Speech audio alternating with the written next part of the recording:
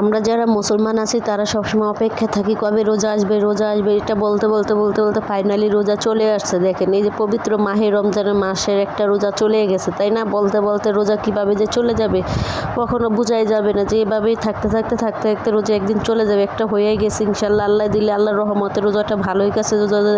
রোজা যে আজকে রয়েছিলাম একটুকু বুঝতে পারি না যে রোজার কি ক্লান্তি বা কি ভালো কি মন্দ এগুলো কোনো কিছুই বুঝতে পারি না। আল্লাহর রহমতে রোজাটা ভালোই কাটাইছে।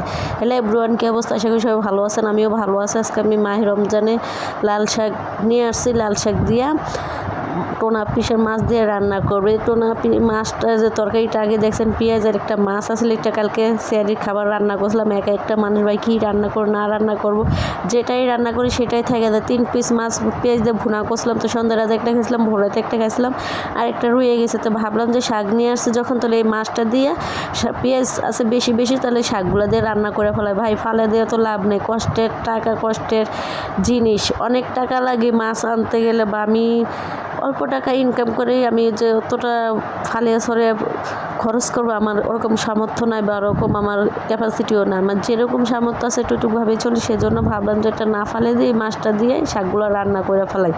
তো যেই বাবা সেই কাজ তাই করে ফেলাইলাম।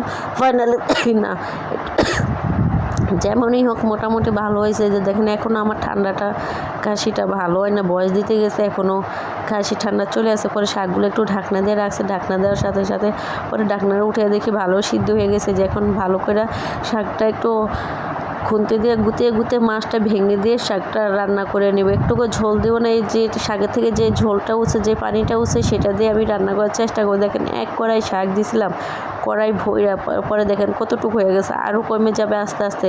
ভাই রহমতের মাছ যে কীভাবে চলে যাবে বুঝতেই পারবো না। এভাবে মাছ দেখেন কখনো চলে যায় না, অপেক্ষা করতে করতে শেষ হয়ে যায়, কিন্তু তারপরে আসে না। কিন্তু রহমতের মাছের জন্য আমরা সবসময় অপেক্ষায় থাকি, থাকতে থাকতে আল্লাহর রহমতে চলে আসে। আসার পরে যে দেখেন একটা রোজা করে ফেলালাম। আলহামদুলিল্লাহ আপনাদের দোয়ায় ভালোই কাটছে। আজকে রোজাটা কেরকম কাটছে অবশ্যই জানাবেন। এই তো কথা বলতে বলতে এখন পেঁয়াজটা ভেজে নিতেছি।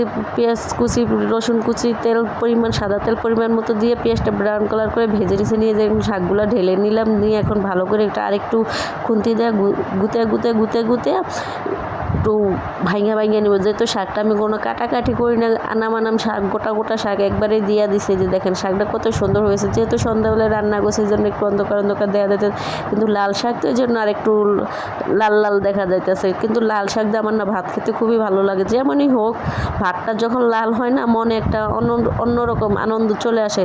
তো শাকটা ফাইনালি হয়ে গেছে, যে শাকটা নামিয়ে দিয়েছে, এখন নামিয়ে দেখে যে ভাতটা বসে দিলাম, ভাতটা ফাইনালি হয়ে যাবে আস্তে আস্তে। আল্লাহ হাফেজ।